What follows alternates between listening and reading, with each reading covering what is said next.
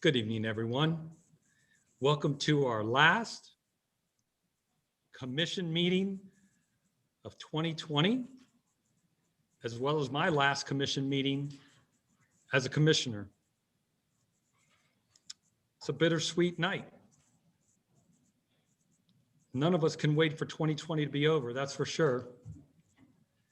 However, it'll also be over for me as related to my career in Bernalillo County, but we'll talk more about that later. For now, I welcome you all. As always, we'll start our meeting tonight with a silent invocation and a pledge of allegiance, which tonight I would like Jennifer Milan to lead after a moment of silence.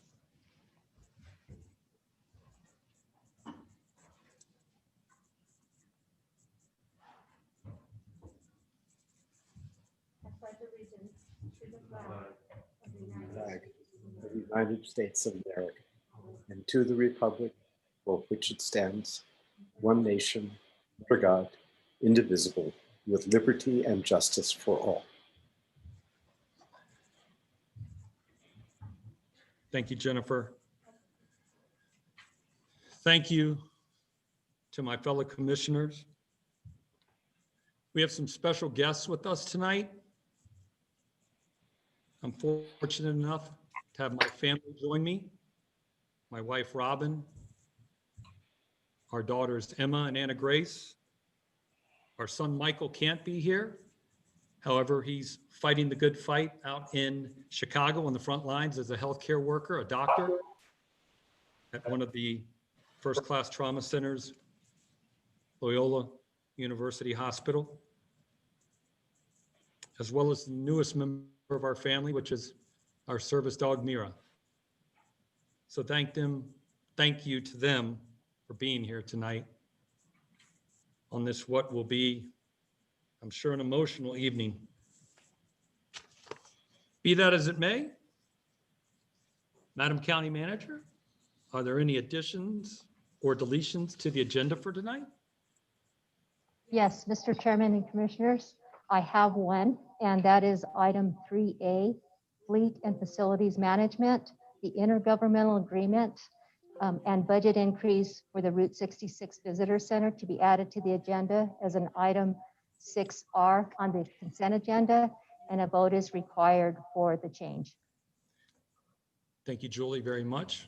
I would move that we accept the addition to the agenda, item 3A, to be added to consent as item 6R. Second from Commissioner Casada. All in favor, say aye. Aye. Any opposed?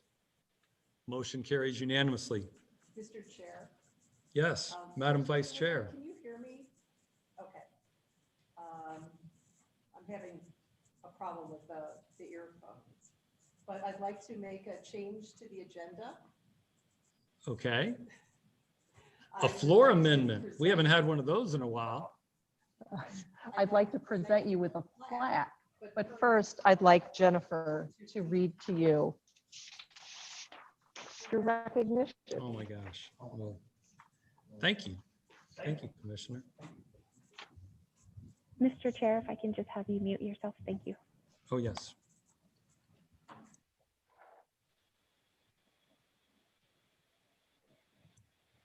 Go ahead. Bernalillo County Board of Commissioners, sponsored by Commissioners Debbie O'Malley, Stephen Michael Casado, James M. Collins, and Charlene D. Solis. Whereas Commissioner Lonnie C. Talbot has served on the Bernalillo County Board of Commissioners for 8 years, first elected in 2012, and has provided pragmatic support to the board as a dedicated representative of this people. And whereas Commissioner Talbot is the current chair of the Board of Commissioners elected in January of 2020, along bipartisan lines, reflecting his willingness to work with all commissioners regardless of party affiliation. And whereas Commissioner Talbot has served on multiple committees and boards for the county, including Albuquerque Economic Development Organization, Rio Metro Transit Board, and ABC Community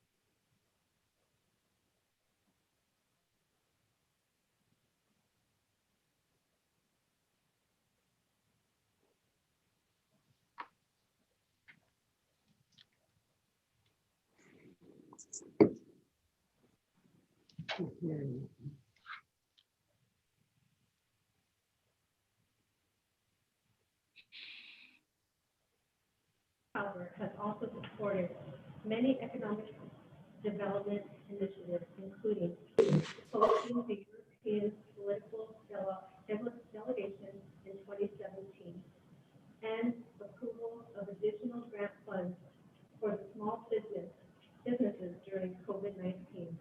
And whereas Mr. Talbot has further supported public safety staff of Bernalillo County, including his support of new collective bargaining agreements for the fire department and sheriff's office in 2018.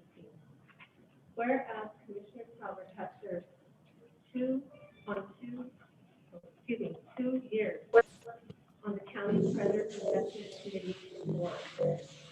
His Mr. Chair, if I can interrupt real quick. mental health of the county Um, earned him we're having some audio issues with Jennifer.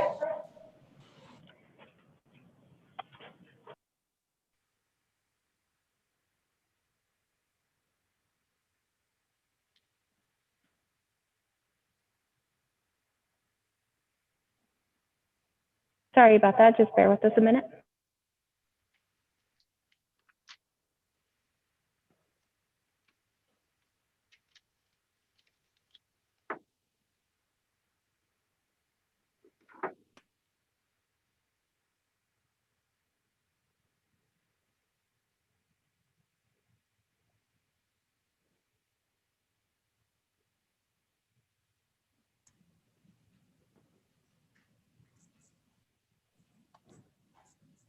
Thank you, everyone, for being patient as we work through technical difficulties, which occur sometimes. So if you're at home watching, go get some popcorn. We'll be ready again in a minute.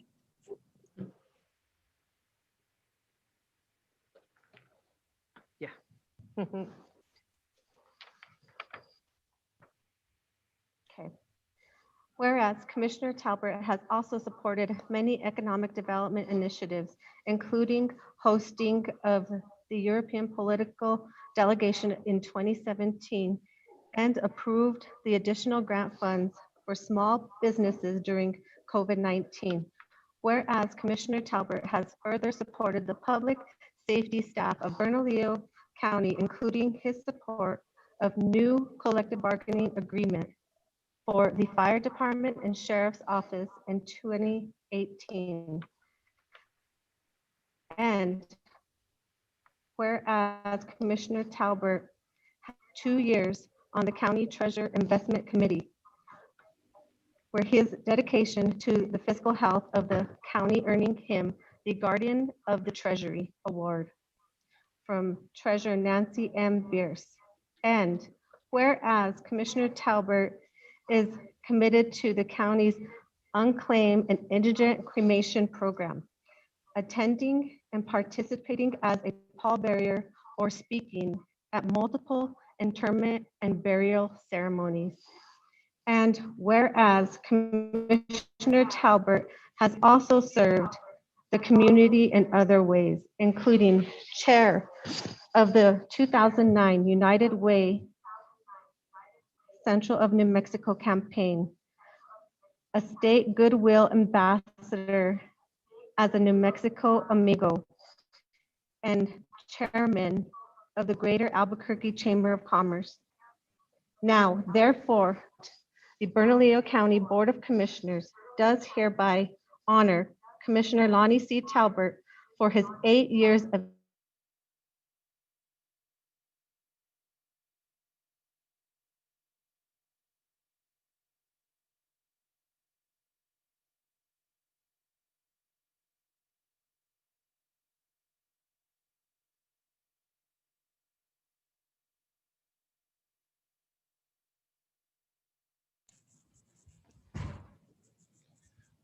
Thank you very much to Jennifer for reading that.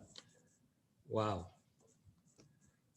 Thank you to my commissioners who I currently serve with, Commissioner Colley, Commissioner O'Malley, Commissioner Casada, and Vice Chair Piscotti. and to all the great people that I've had the pleasure with over the last 8 years of getting to serve with. It's been an honor. It's been a true pleasure to serve in a way that I felt was true to who I am and true to who I would want those closest to me to be. 8 years flies by, and this year seems like a blur. But what this team has done in the face of adversity is nothing short of miraculous. The amount of money that we put out on the street for our small businesses, the way that Julie and Greg and Kenny and Mei Ling and Margarita have made sure that our employees are safe on a daily basis is amazing. That our team has stepped up every day to deliver, to not falter in the face of a challenge of a nasty virus. For our sheriffs, for our firemen and women, for our MDC employees, and for all of the county staff who have many worked from home for the last 8 months, 9 months, probably 10 months, possibly a year. I thank them. And I thank you all for what you've taught me. And I hope that our paths will cross again. And I hope that we will stay friends. And I hope that when this is all said and done,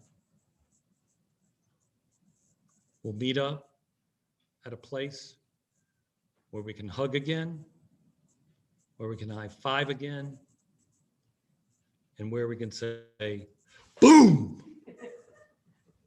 Thank you. What? Oh, it's the plaque. Thank you, Commissioner, so much.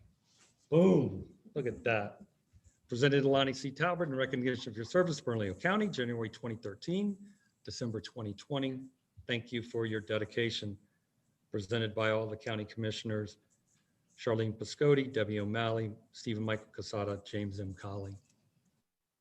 So, thank you all very much. That'll sit on my shelf proudly. Oh, wow, thank you. Oh, and another one. This is from January to December 2020 as chair. Thank you, Jennifer. Chair of the County Commission, which I want to say to Commissioner Piscotti and to Commissioner Casada, you will forever be in my heart for putting your faith and trust in me as your colleague to lead this year. And I hope I did all justice. Thank you.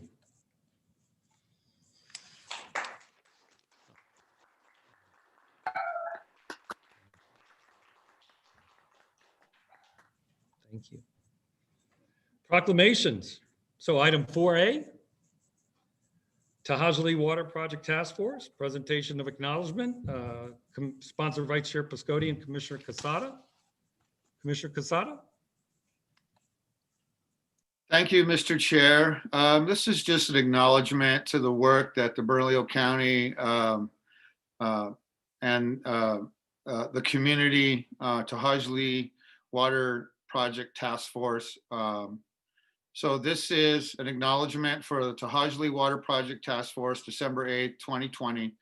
The Tahajli Project Task Force was initiated by Commissioner Stephen Michael Casada, Charlene Piscotti, and it includes representatives from Congress, Congresswoman Deb Hovland, Congressman Ben Ray Lujan, Senator Martin Heinrich, and the New Mexico Legislature, Bernalillo County, the City of Albuquerque, the Office of the New Mexico State Engineers, the Albuquerque-Bernalillo County Water Utility Authority, Tahajli Navajo Chapter, the Pueblo of Laguna, Western Albuquerque Land Holdings, Tierra West LLC, and Stelzer Law Office. The task force came together for the first time on August 14th, 2020 to address the crucial and longstanding need for clean running water in To'Hajiilee. And came together, they did. Less than 3 months later, an agreement had been reached that will provide a clean and reliable water supply for the residents of To'Hajiilee. Bernalillo County would therefore like to acknowledge and thank the To'Hajiilee Water Project Task Force for its remarkable and timely accomplishments in securing drinking water for the people of To'Hajiilee. The members of the task force are as follows: Daniel Ivy Soto, who chaired, Brenda McKenna, Alana Purdy, Edward Tabit Cubero, Michael Sullivan, Rachel Lentz, Antonio Maestas, Nan Winter, Juan Flores, Jamie Dawes, Jody Garcia, Dan Gresham, Clarissa Pena, Rachel Hernandez, Charlene Piscotti, Chelsea Powers, Margarita Archubeque, Joe Noriega, Ken Martinez, Michael Garcia, Mark Bigay, Robert Apodaca, Andrew Robertson, George Mihilikic, James Burson, Adam Regina, JD Bullington, Vinny Perea, Ron Bohannon, Mark Sanchez, Peter Ogg, John Stomp, Myron Armijo, Tom Carroll, Jeff Garrett, Matt Look, Vanessa Alarid, Jim Strozier, Paul Kennedy, Richard Starr, and Jessica Hernandez. That was a huge group of people that came together to do a really outstanding job. So we just wanted to acknowledge that group and for their volunteer work and their commitment to this particular project. Thank you, Mr. Chair. Thank you, Commissioner, so much. Thank you to you and Commissioner Piscotti. I know also Commissioner O'Malley had a lot to do with being engaged, but thank you so much for recognizing everybody on the task force. The work was hard, the work was long, but we had success. And that is indeed, at the end of the day, what we were all striving for. So thank you very much for that recognition for those individuals. Item number 5, public comment and communications. Julianne, do we have public comment for tonight that we can acknowledge into the record? We had one submission for public comment from Geraldine Amato. Okay, thank you, Ms. Amato. We will make sure that is recorded as we have for all the last meetings in 2020 that we've done virtually. Thank you very much. Item 5A is Census Bureau presentation on Census 2020. Mr. Grotti, did you have someone to introduce to give that presentation, sir?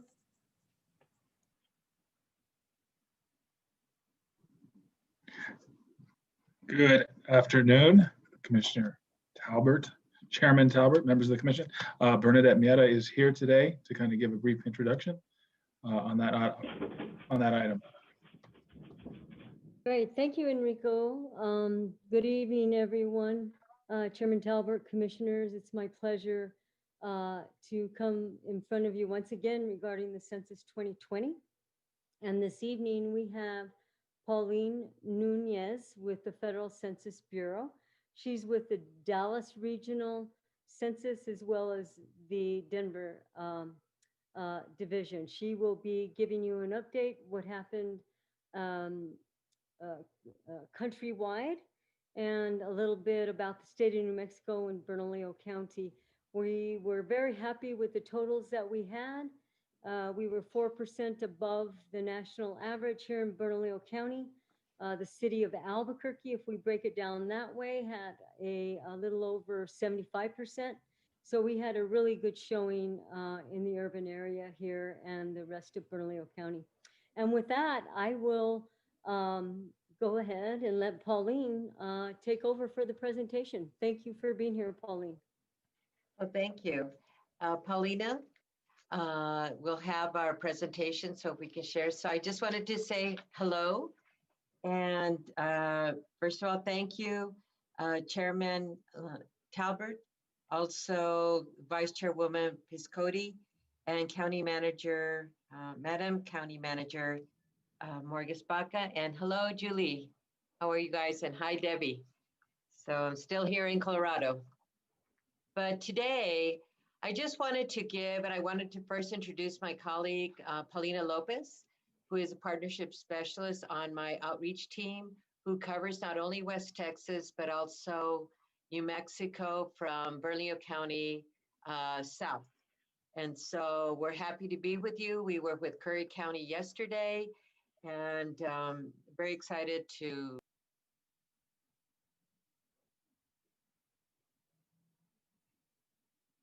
Pauline, I think we lost your audio. Yeah, it looks like you're on mute. Did you not hear anything I said? Up until Curry County. Oh, okay, good. So, okay, I guess, I don't know, something got pressed. But anyway, so I just wanted to give a quick overview. And the main purpose also is to look at the national regional view and look at what's next. And then also look at and just say thank you to Bernalillo County. Next. So measuring response rates. So on the national, as Bernadette said, we were at a 67%, which the projected, the U.S. Census Bureau projects what will be the national self-response rate. And that was what we projected was 65.6 and what was the actual 67. Now that was a little bit better than our response rate as a nation in 2010, which is 66.5. This was a historic census in many ways. One is that this was the first time we had a nationwide census that you could answer your census online. And we were very nervous before March 12th because we did not want it to be another healthcare where everything came down on the first day of everybody answering the census. But we are happy to report that there was no downtime, no data breaches, and the average response time on the internet was 9 minutes. And parts of the country varied as far as who responded on the internet. And so, however, the internet provided the easiest and preferred method to answer the 2020 census. So about 79.86% of that national rate responded by the internet. The second was the mail, and the phone was 1.85.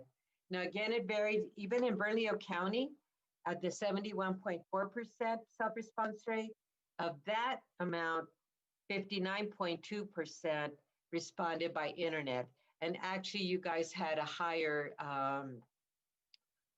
than the national rate as far as people who responded by mail and by phone. So that paper questionnaire was still favored by some residents in Bernalillo County. So we had the self-response rate, but if you did not respond to us, to your questionnaire by mail, by phone, or by internet, then you went into what we call the non-response follow-up workload, which is where we sent out enumerators to your household. So some people were worried because, of course, as you all know, the deadline changed. We first had it in July 31st was what, before COVID, that was our operational timeline. But then it changed over to September 30th, October 31st, and then a Supreme Court ruling of October 15th. So many people had questions like, well, did we get to all the addresses in time? As a matter of fact, in 2020, we handled more addresses counted in a 68-day period as compared to 2010, which we handled 47.2 addresses counting in a 69-day period. If we did not find you at home after several attempts, we always have done what we call a proxy. So the proxy was about 24.1%. So in other words, we get information from your neighbors or also an apartment manager or what have you. We had in 2010, we had about a 23.8% proxy, and in 2020, 24.1. This time around, one of our 4 areas of innovation was the use of high quality admin records that we as the Census Bureau have access to. We have predicted that we would probably use 22.5 to resolve addresses, but actually we use less than that, 13.9, because this is the first time that if you saw an enumerator in your neighborhood, you still could respond by the internet, by mail, or by phone, which wasn't the case in 2010. You had to fill out your paper questionnaire with that enumerator. So that helped cut down the use of admin records and have more self-response. The other operations, if you're not in household, then you may be in our special operations. So one of those is group quarters, where we will count people in nursing homes, count people on a military barracks, like at a Kirkland Air Force Base, or in the dorms at UNM. And so if you'll see, the blue line is 2020, the gray line is 2010. So we actually in special operations exceeded those numbers for various reasons. So the targeted non-sheltered outdoor locations and the service-based enumeration actually was changed. We usually do this point in time count the end of March. But again, like all our operational timeline, it got switched over after we interviewed different providers throughout the country. They agreed and gave us feedback that they would like it to be in September. So the targeted tinsel is when we actually go under bridges and whatever to find people who experience homeless, as well as we work with providers, and the New Mexico Coalition for Homeless was a very good asset and really worked with us. And many partners around the state of New Mexico helped us locate a population that in some cities had moved to different locations than they normally would have been because of COVID. And so we work with the service providers and we're able to get more of this population.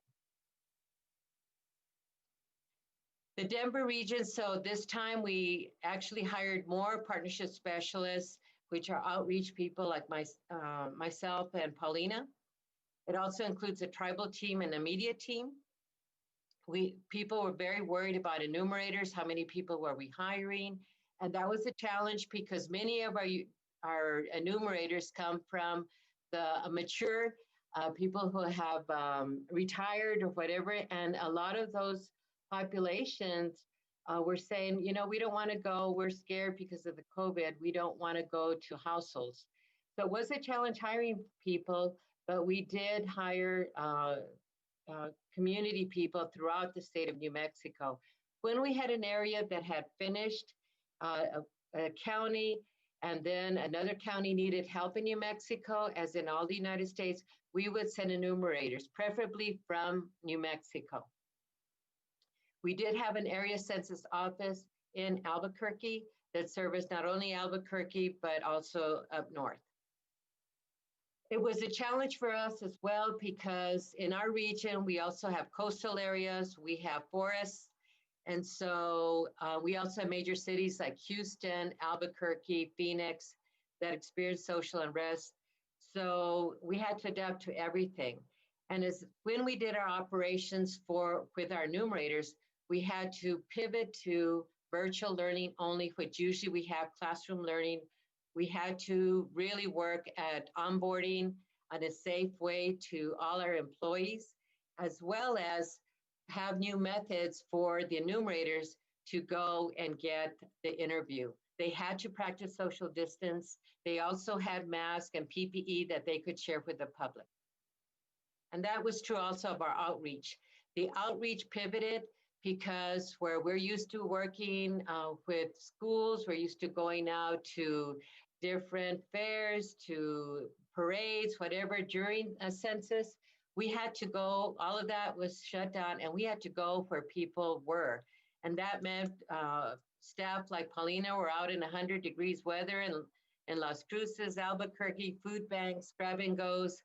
We used Univision in Albuquerque to reach Spanish-speaking population. And we had staff available during 5 to 7 to fill out people's questionnaires. We also participated in the Census Day, September 14th, And so all of this could not have been possible without partners like Bernalillo County. And a shout out to Bernadette, because I was with her on a call in Thanksgiving week, and all the community-based organizations were really appreciative of her leadership in this outreach. So shout out to Bernadette. And also to the commissioners who did videos, the 100,000, all of these efforts. I don't know what the census would have been without this. And that's why Bernalillo County actually did better than my home county, and also Julie's hometown county of El Paso County, that was 66.8. I say that in comparison to show how well Bernalillo County did, because El Paso County and Bernalillo County have similar populations.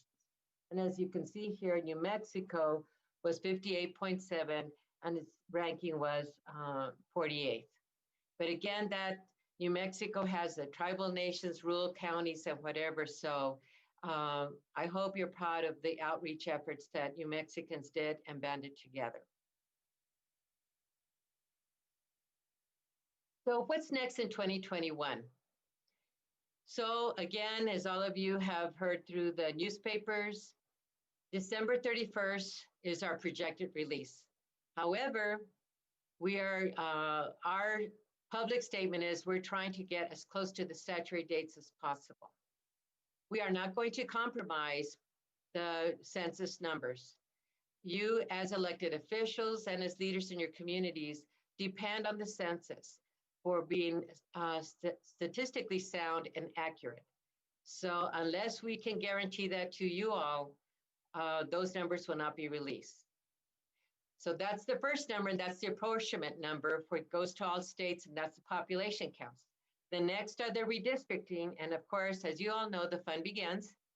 And those traditionally are out March 31st, April 1st, but again, that is to be determined. Again, we are committed to those statistically sound and accurate numbers. Also, you always look at, as elected officials, how did the county do? How did the state do? And you refer to an overcount and undercount. And that is when we survey ourselves and say, how did we do in this 2020 census? So that is ongoing, and that data collection will continue to fall of 2021. And so we continually hire people for surveys, and we also are we continue to do the ACS, which used to be a part of the decennial, and 2000 was our last one. It used to be the long form and short form, but as of 2005, we do annual updates of the ACS, which you care about a lot because that's your socioeconomic data. And going forward, next slide. So our top 5 household surveys. I first wanted to point out that we have a new survey that we have done that may be of interest to you all, which is called the Household Pulse Survey. We also have a small business pulse survey, which actually is a household survey that measures the impact of COVID on households in economic, how's it affecting schools. And so that is available, and we can do a short demo on it. We can send you the link, and that may be a very good resource for you. That we've done, and we continually update it, but that's actually real-time data that you can look at for doing your planning. So that's a household pulse survey. And most of you are familiar with the ACS, which is where you look at with your HUD funding or whatever, HUD and many federal agencies like USDA depend on ACS data, and that will be updated this week, actually, December 10th. And again, we provide training on data, and I myself have done training many times in Bernalillo County and throughout the state of New Mexico. Our CPS survey is where we work with the Bureau of Labor Statistics to do unemployment.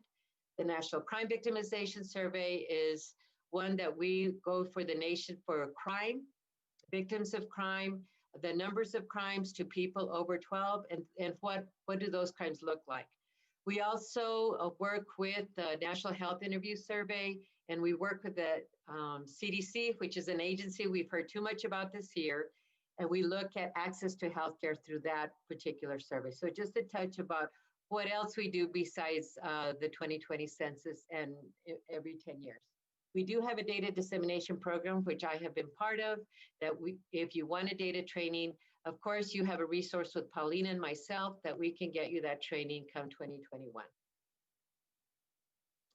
And finally, we want to thank you for supporting the 2020 census. This is one for the record books. We could never have anticipated. We started March 12th, and guess what happened in 3 or 4 days? We had to shut everything down. We worked virtually, but we were then out there once we were okay to be out there. And as you can see throughout New Mexico, that is Channel 4 with Mercy Alarid, who worked as a partnership specialist up till September of 25th. And there was just so many efforts in New Mexico through radio programs, TV, whatever. And so I would say thank you again, New Mexico, for supporting and being part of your future. And we do have certificates for Bernalillo County, so we'll work with Bernadette to get you those. And I know that some people are putting the certificate on their Facebook page or whatever to show that they were involved and the Census Bureau acknowledged their efforts for 2020. So with that, thank you so much. And I will answer any questions or get any comments. I would be interested very quickly, because I know this is a commission meeting, to hear any comments that I could put forward to our regional management as well as headquarters. Thank you, Ms. Nunez. Are there any questions from the commission or anyone else at this time? Mr. Chair, Yes, Commissioner Casada. I don't really have any questions. I just want to thank you for the work that you did through these unprecedented times. You had a huge job to navigate not only something that's, I think historically always hard to do, but to do it through, a pandemic.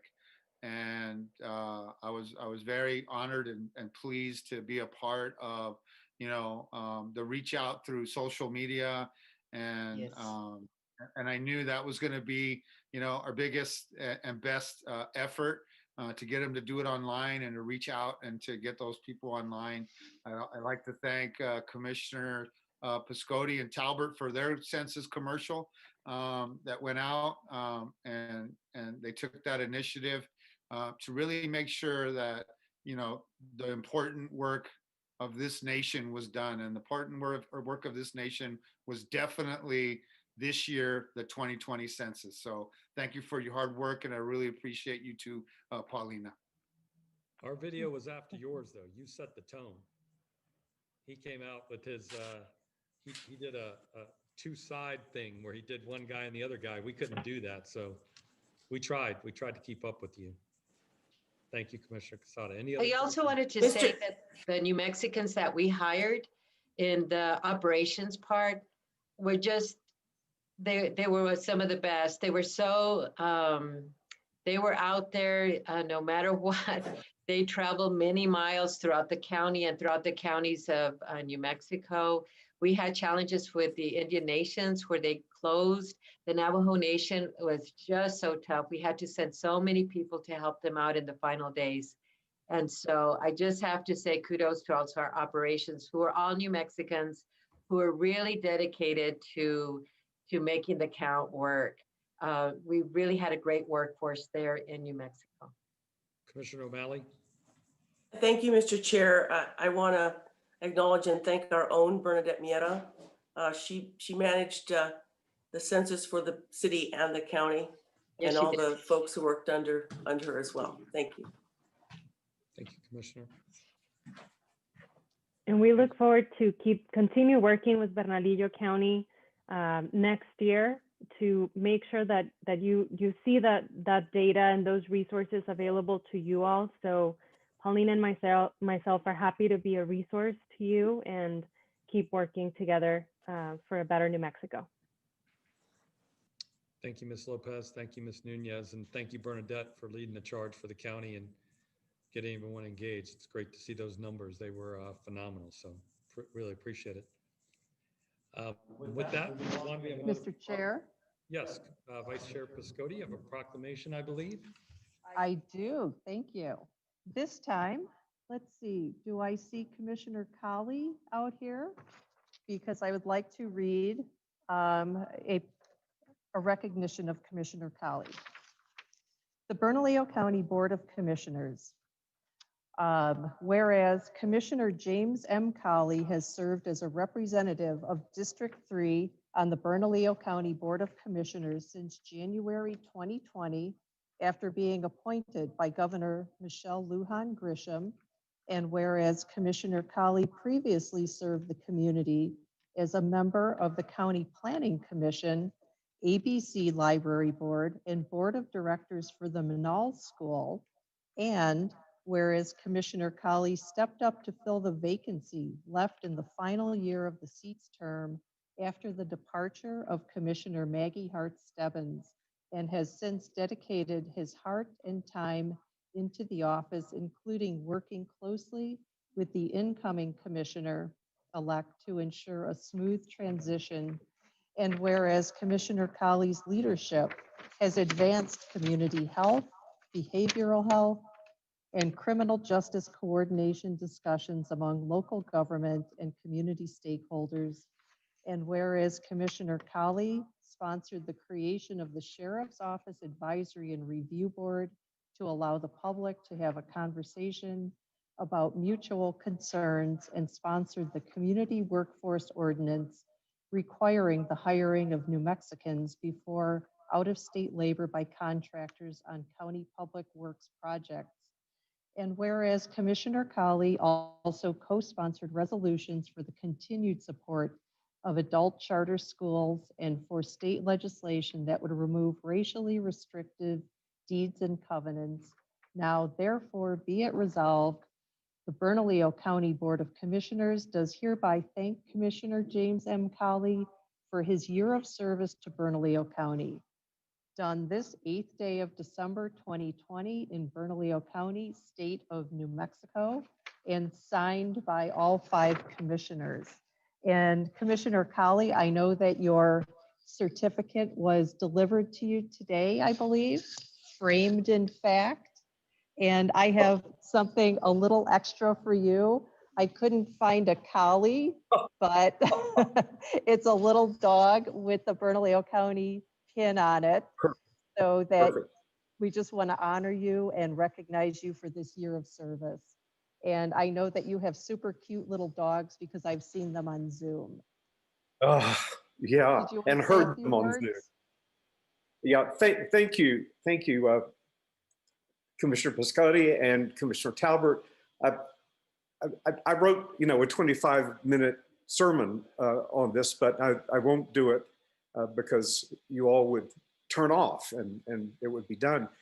I would like to say something about numbers, though. You mentioned my 1 year of service on the commission. That's true.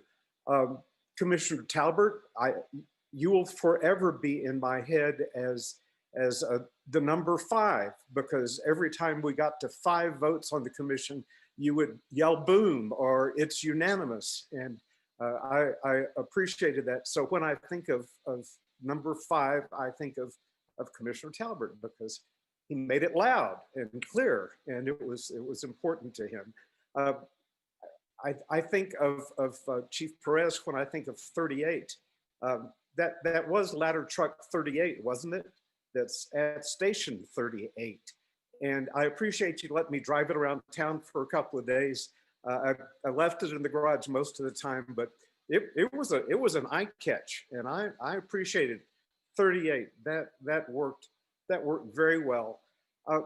In terms of batting 1,000, I could say I could go on forever about the impressive employees this county has. But just to say one is representative of them all, I appreciate the county manager. Julie Morgus-Baca, in my book, you bat 1,000. And even though, all the places you stumble, I include those in it.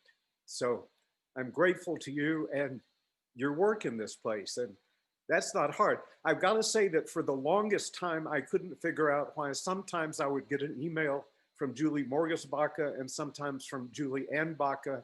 And I was convinced that we had someone with kind of a double personality thing going on. But I did get it straightened out eventually yesterday. And I appreciate the fact that you both are there. So that's the number 2. This is the number 1. Talbert is number 5. We got a lot of 1,000%ers. I'm grateful to you all. Thank you. Thank you, Commissioner Colley. Thank you for this service in this weird year. Please don't associate me with 2020, okay? Just remove that completely. Mr. Chair. Say too. Thank you, Mr. Chair. I actually had wanted to make some comments too, about your, leaving in your service. So I'll just start with that because I kind of missed the beat there. And then I'd also like to, say a few words about Jim, if that's okay. So Lonnie, I wrote a few things. I said, Lonnie, I don't believe the commission has had a more enthusiastic chair, at least in my memory. That enthusiasm and positivity is certainly contagious. I do believe you may hold the record for the shortest meeting ever. And despite that, I appreciate that you've always made time to thank staff. Not everyone remembers to do that. It's a simple thing and it really means a lot. I want to thank you for always being available to talk. I've never felt uncomfortable about reaching out to you because you would listen. We wouldn't necessarily agree, but you truly would listen. I was remembering the first time we co-sponsored something, and it was the controversial no confidence vote regarding the previous treasurer. We had some serious financial issues we had to overcome. And with restructuring under your leadership, we got it done. With your support over the last several years, the commission has accomplished quite a few things, not the least of which was the acquisition and the redevelopment of the former P&M building, which promises to be a beautiful home for the county. Thank you for your service, Lonnie, for your dedication to our county. I wish you and your family the best. And of course, a Merry Christmas. On Jim, I wanted to say, Jim, as I was putting my thoughts together about what to say about you, I was remembering getting to know you at the annual fundraiser from an all school. Our mutual friend, Connie Chavez, had invited me and you, through humor and some flattery, eventually persuaded me to bid on a gift basket, which I believe included some wine. Anyway, I was delighted that Governor Lujan Grisham decided to appoint you to serve as the commissioner for the remainder of Commissioner Hart Stebbins' term. I believe you were the person for the job. You could have just kept the seat warm, but you jumped right in and you did so with enthusiasm and integrity. Clearly, you are a man who loves words and so chooses them carefully. So your thoughtful approach to addressing the many challenges facing the county has been very helpful. I often sought your advice for this reason and because of your experience in working with people from varied backgrounds and with different points of view. I appreciate your involvement in the county's behavioral health initiative and your support and involvement in addressing the needs of the members of our community who are experiencing homelessness and who are battling drug addiction. I know you care deeply about those who are less fortunate in your community. And I know you will continue to be involved, maybe after a few weeks rest. Anyway, thank you for your service to our community and for your friendship, Jim. Thank you, Commissioner. Thank you very much. Thank you, Commissioner O'Malley, very much for those kind words. I appreciate it. And you're right from the standpoint of we are the two longest serving, these earphones, two longest serving commissioners at this time. And it's been an honor to serve. So thank you. I really appreciate that. And to Commissioner Colley, best to you. It's not very often people get to have an appointed assignment and then not run for re-election. So the 1 year will mean a lot. So the number 1, I'll remember that because that was the 1 year that you were here working with me. So best of luck in that.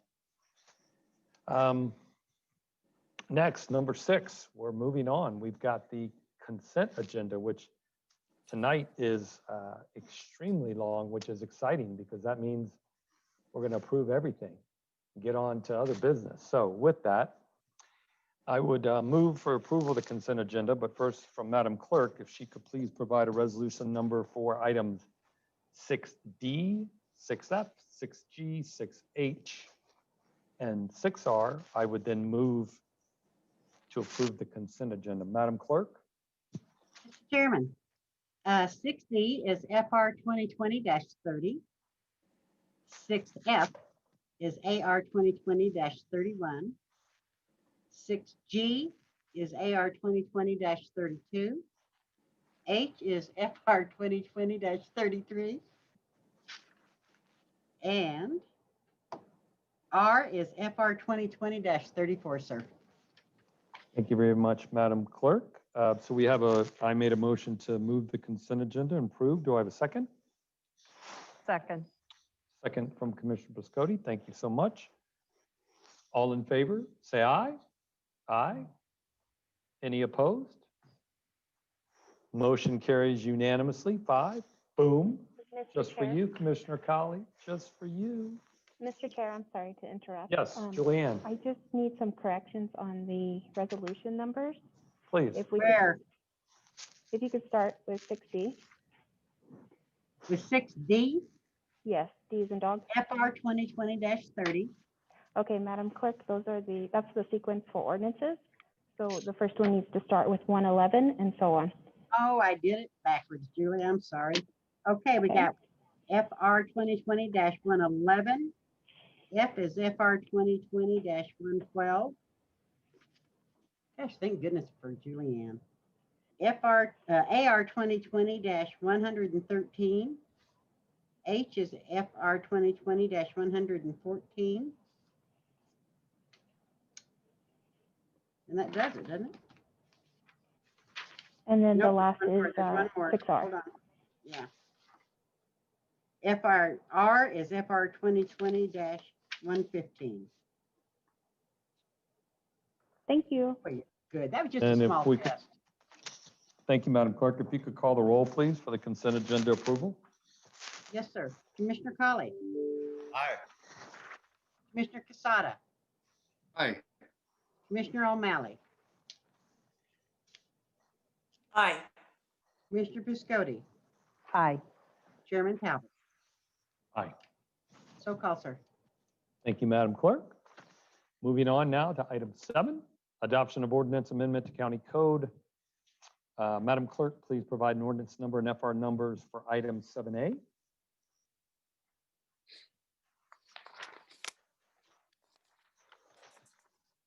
You're on mute. Okay, thank you. Yes, ma'am. 7A is ordinance number 2020-30. 7.2A2 is FR 2020-16. Thank you so much. And then, Ms. Julianne, do we have any public comment related to this item?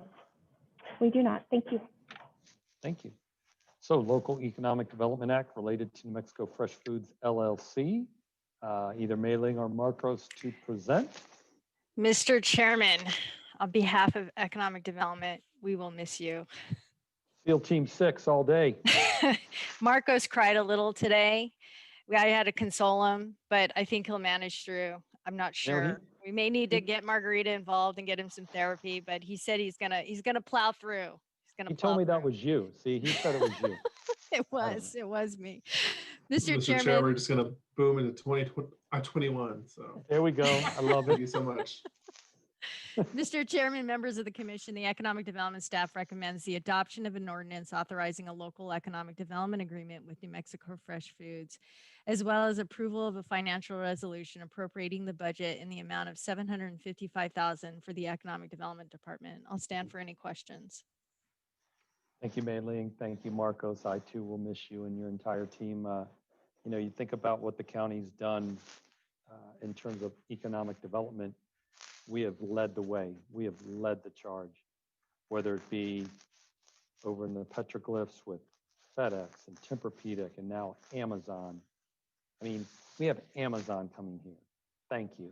That's huge for our community, along with all the other things we've done for a lot of local businesses. And that's what we're doing here for Ms. Egoff and her company. So first of all, I just want to congratulate Kelly for starting this Fresh Foods LLC here in Bernalillo County and providing that opportunity for jobs and for another manufacturing company to be here. So with that, there's no public comment. I would move that we approve the Fresh Foods Economic Development Act Ordinance 2020 FR 20. Can I get a second? I'll second. Thank you, Commissioner Piscotti. Any questions related? All in favor, say aye. Aye. Any opposed? Motion carries unanimously. Thank you, 5-0. Madam Clerk, would you call the roll, please? Commissioner Colley, Aye. Commissioner Casada, Aye. Commissioner O'Malley, Aye. Commissioner Piscotti, Aye. Chairman Talbot. Aye. So called. Thank you, Madam Clerk. Appreciate that very much. Thank you, Maylene and Marcos. Thank you. Okay, adoption of resolution. Madam Clerk, please issue resolution numbers for items 8A and 8B, please. Yes, sir. 8A is AR 2020-117. 8B is AR 2020-118.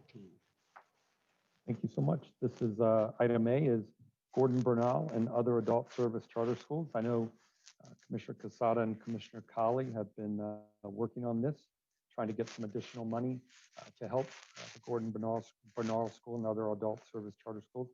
I don't know if either one of you would like to speak to this real quick. Mr. Chair, if I could, just one or two things. The resolution itself does not ask the state to allocate any monies. It basically asks the state to set up a mechanism by which money contributed or otherwise would work through the higher education area. So God forbid we should be asking for money from the legislature at this point in the life of New Mexico. But it does establish a way that would happen. Secondly, I want to point out that Gordon Bernal has been incredibly useful to us at the Metropolitan Detention Center, because they have offered to New Mexicans and others who were inmates there the ability and the instructional skill to complete GED programs. And as you just mentioned, sir, with Amazon, with all these major corporations coming into town, they need to hire people. And one of the ways you can stay out of trouble and into a productive life is to have a GED and to be qualified for many of the jobs these big agencies, these big firms, these big corporations will be bringing. So it's a contribution to our community. It's a contribution to the life at the NDC, where it gives people something to do that's productive. And in the long run, we have studies from the University of New Mexico, which says that it lowers recidivism on the part of people who participate in the program. So it's not just that it does GEDs, but it makes a major contribution to the community life of Bernalillo County and the state. And I think it's well worth having and worth supporting. Thank you, Mr. Chair. Commissioner Casada, thank you, Commissioner Colley. Yeah, thank you, Mr. Chair. Just a quick couple of comments. If you truly believe in change, then you got to believe people can change. And, my work through YDI and the gang intervention programs that I did when I was younger, I come from those neighborhoods. I understand those decisions where when you grow up, they tell you there's only two paths. There's either death or prison. And look, if you don't give people that opportunity to change, then they never will. And when Commissioner Colley said, he got excited about, hey, we need to hang on to this. This is something that's extremely important to the community. I said, I'll follow you into that battle, Commissioner Colley, because it's something I 100% believe in. And I know that it changes people's lives. And that's what Bernalillo County, that's what the state of New Mexico should be about, is really giving people opportunity to change their life. I'm very hopeful that they'll hear us in the state and find a mechanism to continue funding the Bernal School. So thank you, Mr. Chair. Thank you, Commissioner Casada. Commissioner Colley, would you like to make a motion to approve this Mr. Chair, I administrative move that, resolution? I would. I move that the commission adopt item 8A, the Gordon Bernal School and other adult service charter schools. I second. Is there a second? Thank you, Commissioner Casada. All in favor, say aye. Aye. Any opposed? Motion carries unanimously. Thank you both very much. Madam Clerk, call the roll, please.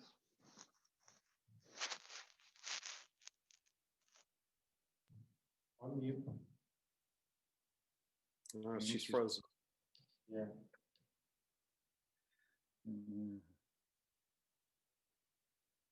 Aye. Thank you. Aye. We've all aye. Okay. Well, we all said aye, so we have called the roll. Thank you all very much. We have County Attorney Kenny Martinez here, so he can vouch that we all said aye individually. So thank you very much. We'll wait for Madam Clerk to join. Item B, which is the removal of racially restrictive deeds. Commissioner Colley. Thank you, Mr. Chair. I hope that you have had a chance to look at the wording in this. It was appalling several weeks ago to see on the local TV station a story on what was described as Bernalillo County's dirty little secrets. And it was basically calling attention to the fact that some of our community or our residential areas within both the city of Albuquerque and even extending out into Bernalillo County continue to have deeds that restrict the passing of property to certain racial groups. That stuff was ruled illegal by the United States Supreme Court, but given the fact that we have no way to amend those deeds, no legal way to amend those deeds, we're stuck with passing on bad information, wrong legal wording, and besides that, it's just immoral. Mr. Martinez, I would hope that you might expand a little bit on the legal precedent that does this and our decision to ask the legislature to approve a way of removing that language from deeds. Thank you, Mr. Chair and Commissioner Colley. And can you guys hear me? I have the earphones on. Good. Yep. The Supreme Court has ruled back in the 40s that those racially restrictive covenants are not enforceable and are unconstitutional. Unfortunately, they're peppered throughout in the filings of title to property here in New Mexico and indeed across the United States. It's an impossibility to go through all the deeds and find them. So what happens is when there's a transfer of property, many times people are really kind of amazed to say, I'm buying this piece of property for my family, and there's a racially restrictive covenant that if it was enforced would have prevented that family from buying the property, saying not to be sold to Asians or Mexicans, people of color. There is a hope that the legislature could enact legislation, and I spoke to several legislators about this, that would create an opportunity for the property purchaser in concert with the clerk's office and actually the county attorney's office to go in and amend those deeds at the time of transfer to remove the racially restrictive offensive language. And that's what this legislation is looking at. Thank you, Commissioner. Thank you, Mr. Martinez. Thank you both very much. Yeah, I remember seeing that story myself as well. And it's crazy what things that just get lost and inappropriate things that get lost and should be found. And so thank you, Commissioner Colley, for putting forth this and hopefully getting it resolved. So with that, would you like to make a motion to approve this administrative resolution? Mr. Chair, I move the adoption of item 8B on a resolution of appeal to the legislature to provide for the removal of racially restrictive deeds. I would second that. We got a couple of them. Probably every one of us would second that. So with that, we have a motion and a second. All in favor to approve the administrative resolution urging the legislature to allow the removal of restrictive covenants based upon race. All say aye. Aye. Aye. Any opposed? Not at all. Motion carries unanimously. Boom. Madam Clerk, can you call the roll if you're available? Yes, sir. I faded out last time. Did you get, do I need to go back and do a roll call for the last one? No, I think we got it. Everybody said aye, so thank you. Okay, thank you, sir. Commissioner Colley, Aye. Commissioner Casada, Aye. Commissioner O'Malley, Aye. Commissioner Piscotti, Aye. Chairman Talbot. Aye. Thank you. Thank you. Wow. That is my last official duty related to an approval of an administrative resolution. Wow. Interesting. That was fast. Number 9 is approvals, which there are none. We already approved everything. There is item 10, discussion.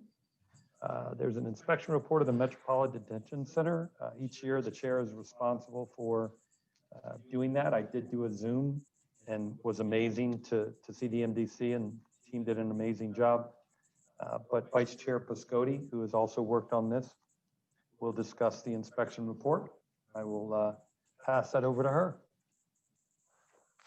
Thank you. And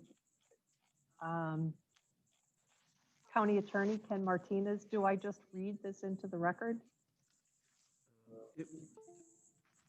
It will be placed in the record, so I don't think it's necessary to read the entire report, but I think a nice summary would be helpful to the audience. Okay, great. I also attended that Zoom meeting, and I also attended that Zoom meeting, and we got to see every part of MDC. There's cameras everywhere, which I think, for us to get that information was important, but even more essential is that, there's people watching, there's transparency 24/7 throughout MDC. And so I will just kind of go through some of the highlights. Let's see. I'll just read some of this.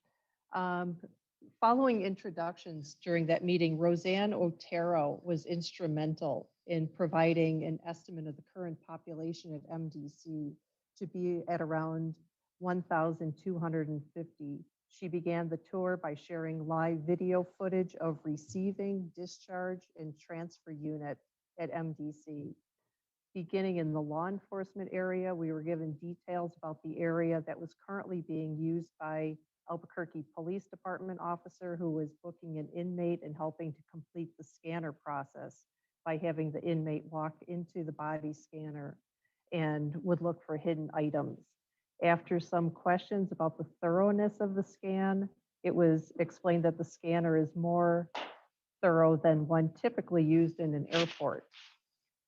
Everyone in the law enforcement area, and for that matter, inside MDC, is required to wear a face mask because of COVID-19, and both the APD officer and inmate did have masks on.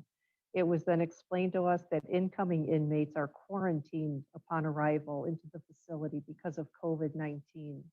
MDC will quarantine an incoming inmate until they are tested for the virus and properly cleared. I know there had been questions about that, and we had a nice presentation a couple of meetings ago about all of the procedures that take place to keep everybody at MDC protected from COVID-19.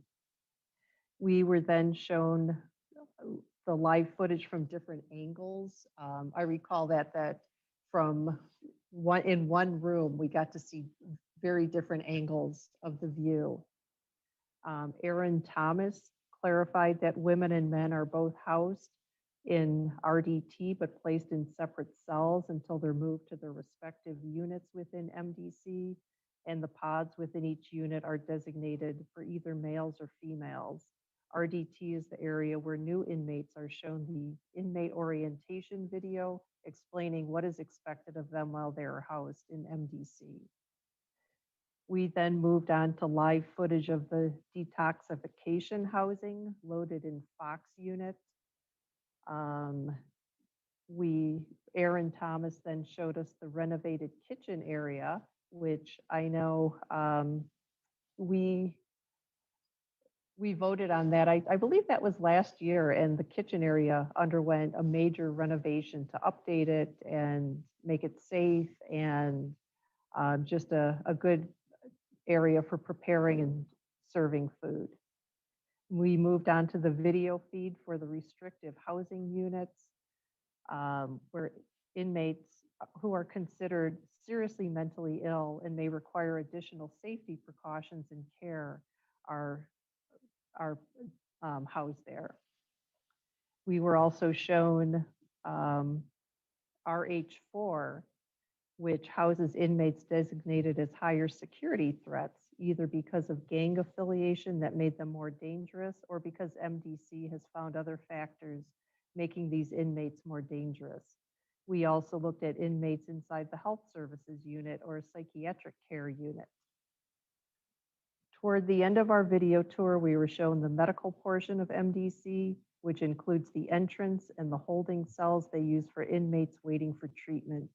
We could see inmates waiting to be seen for medical appointments with the provider inside MDC. And I want to make it clear that we didn't see any of the patients. We were just shown the rooms where that takes place. Privacy was definitely a top priority in our tour. At the end of the tour, we saw echo units 1 and 5 that house additional general population inmates who have been quarantined but are also held for lower criminal offenses. In the end, there was discussion about the camera project that made this tour possible due to upgrading to cameras capable of high quality images. And so should you require any additional information concerning our inspection of MDC, please do feel free to contact us. Thank you. Thank you, Madam Vice Chair. Yeah, it was actually, for not being able to physically go out there, it was an incredibly thorough visit. So really appreciate that. And thank you for recapping that, putting that into the record. I did just want to mention a couple more people, Deputy County Manager Enrico Grotti, Deputy County Manager Shirley Reagan, also have been amazingly supportive and helpful of me over the last number of years, and been very lucky to work with them. So I wish them best as well. On to item 10B, behavioral health initiative expansion of capital and startup. Margarita Chavez to introduce the video. Margarita. Mr. Chair, Commissioners, thank you so much for holding tight with us. We, as you all know, issued last November, so over a year ago, issued a request for proposals. Initially, it was a $3 million request for proposals for startup capital and expansion of behavioral health services. Over a number of iterations and discussions with the Commission, that was increased to a larger amount, so it's a total of $10 million allocations. And so in the COVID space that we're in now, we will be officially announcing those providers through this video. And so I just want to take this opportunity, Mr. Chair and Commissioner Cawley, thank you for all of your support in the behavioral health space.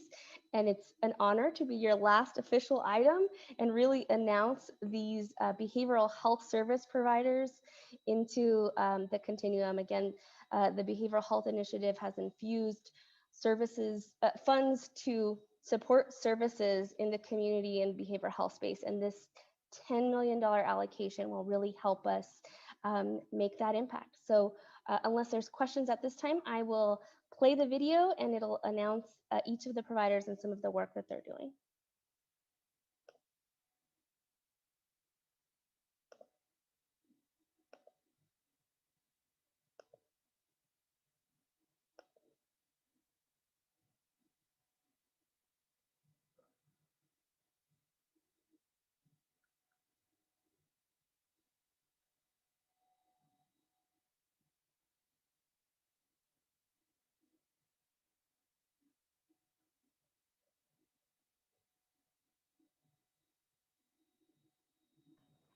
Margarita, I'm sorry, there is no volume on the video.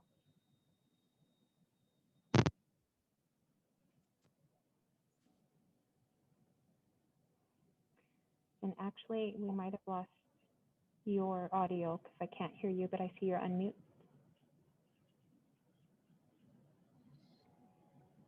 Does that work? Okay, yes, thank you. Richardson Bach, and I'm the Executive Director of the Children's Grief Center of New Mexico and the Grief Resource Center. With the help of Bernalillo County, we will be able to expand even further and to meet the demand caused by the COVID pandemic, caused by overdoses, DWI deaths, cancer, heart attack, all of the tragic causes of death that affect our citizens in Bernalillo County.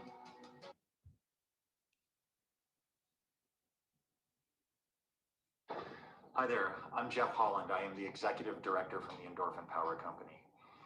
We are extremely grateful to have been chosen as one of the recipients of this grant money in order to help us remodel and reimagine our community center into a community services center.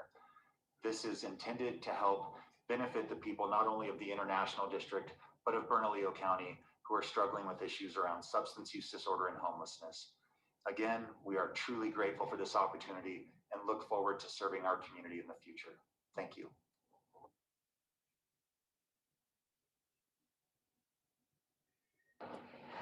Hi, my name is Linda Stone. I'm the Chief Executive Officer of First Nations Community Health Source, and we are New Mexico's urban Indian health center and a federally qualified health center in Southeast Albuquerque. We're very grateful for the opportunity to receive funding from the county that will allow us to construct a freestanding behavioral health and health structure in Albuquerque to provide behavioral health services, a full array of ASAM Level 1 and ASAM Level 2 services. We look forward to treating the residents of Bernalillo County with this funding. Thank you.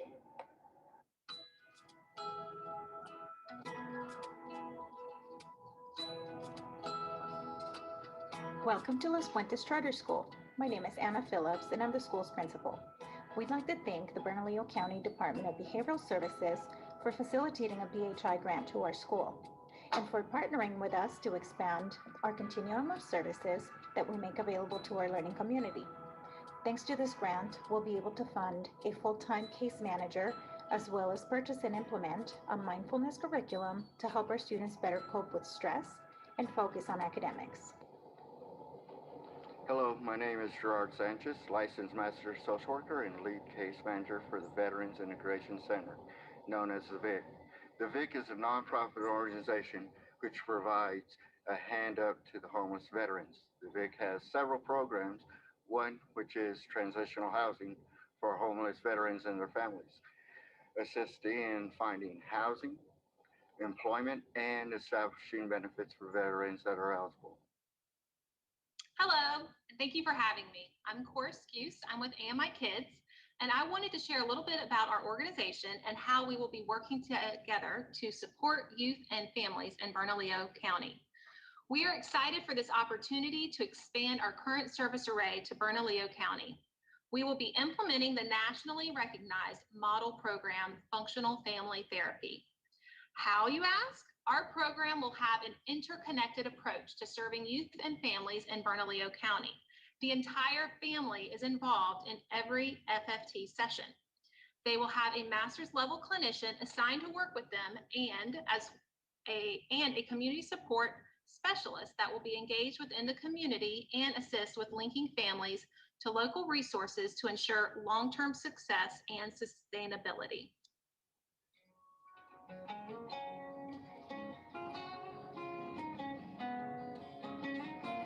Hello, my name is Corey Lee, and I am the Executive Director of Crossroads for Women. And I am Cleva Hubbard. I graduated from the Pavilions in 2018, and now I'm the Vice President of the Board of Directors. In the past 5 years, we've tripled in size. Today, we have nearly 50 employees and serve over 300 women and their children each year. As a result, our current building no longer meets our needs. The $1.25 million in behavioral health initiative funding we've been awarded will be used to purchase and renovate a new home for Crossroads for Women. A new building is the next chapter for Crossroads. Welcome to New Day's Youth Drop-In Center. My name is Gabriella Chapman and I'm the Community Connections Director. This center will be an important part of New Day's ecosystem of care. It will specifically be designed to meet young people not only where they are in their lives, but where they are in their journey towards adulthood. This is a way to connect these young people with a safe place to belong, to build community and access a range of behavioral health care services. These are young people who are disconnected from school, work, and their community. This center will be an important part of New Day's ecosystem of care, which is designed to meet young people not only where they are in their lives, but where they are on their journey towards independent adulthood. Through the drop-in center, they will be able to access other New Day services such as life skills classes and coaching, wraparound care coordination, a wide range of housing options, counseling, and community partner services. ARCA was founded in Albuquerque, New Mexico in 1957. Our mission is working together to open doors for individuals with intellectual, developmental, and cognitive disabilities to be valued members of the community. We are grateful to Bernalillo County for providing startup capital for an intake and assessment facility for acquired brain injury survivors in Bernalillo County. ARCA and Bernalillo County working together will create opportunities for survivors to live a life of maximum independence. Hi, this is Dr. Evan Baldwin. I'm speaking on behalf of Recovery Services of New Mexico.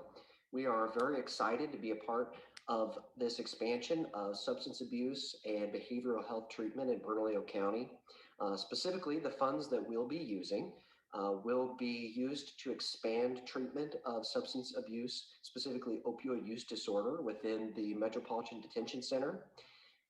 Within that field, we'll be expanding medication-assisted treatment to include buprenorphine. So those are Suboxone as a brand name and like products. This is going to be an important adjunct to treatment, not only because it gives our physicians another tool to treat opioid use disorder in our community, but it allows those patients that have already been on treatment with buprenorphine products in the community to continue that treatment while incarcerated.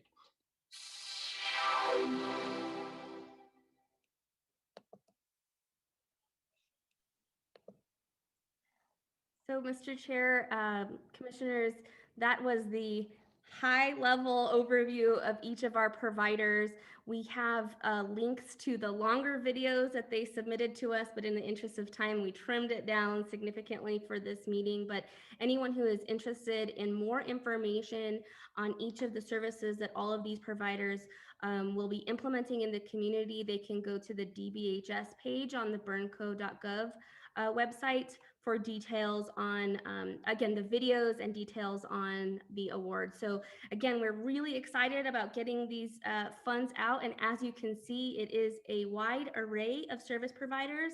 And we're really hoping that these funds will help mitigate gaps in that continuum. So with that, we'll stand for any questions.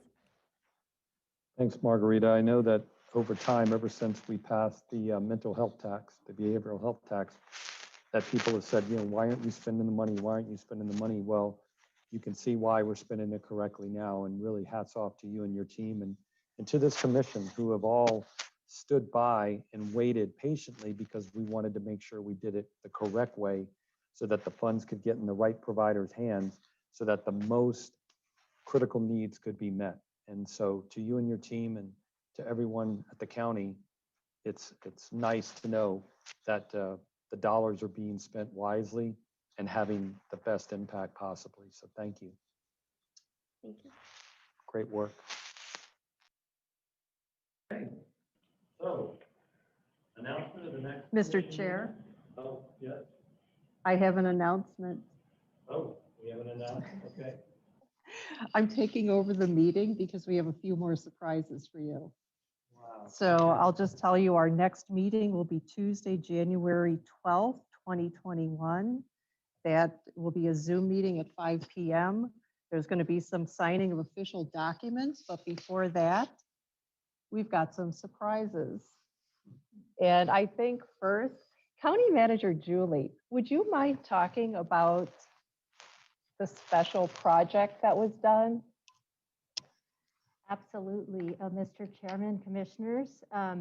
First of all, before we get to Commissioner Talbert, I just wanted to say to Commissioner Colley on behalf of myself and Ken Martinez and our great administrative team and our staff, we want to just tell you what an honor and privilege it has been to work with you. We want to thank you for sharing your wisdom with us. Couldn't think of a better person to take Commissioner Hart-Stebbins' place. And I know that you made her very proud and you served your community very well. So thank you so much for everything that you've done. Commissioner Talbert, I want to just tell you that you've made a difference and I'm gonna miss you. And I know I say this on behalf of, Ken and our management team and the staff. You've made work fun. We love your enthusiasm.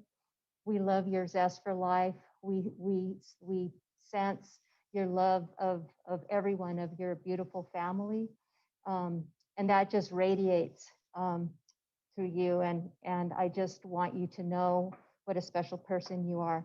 And as you always said, we get things done and we're gonna continue to make you proud. And we are gonna continue to get things done. And we just want to thank you for your service. And again, it's just been an honor to work with you and to call you my friend, you and Robin and your family. So thank you so much. So with that, we have a special video that has been prepared that Paul and Blaze have been working on. And so we'd like to present that this evening.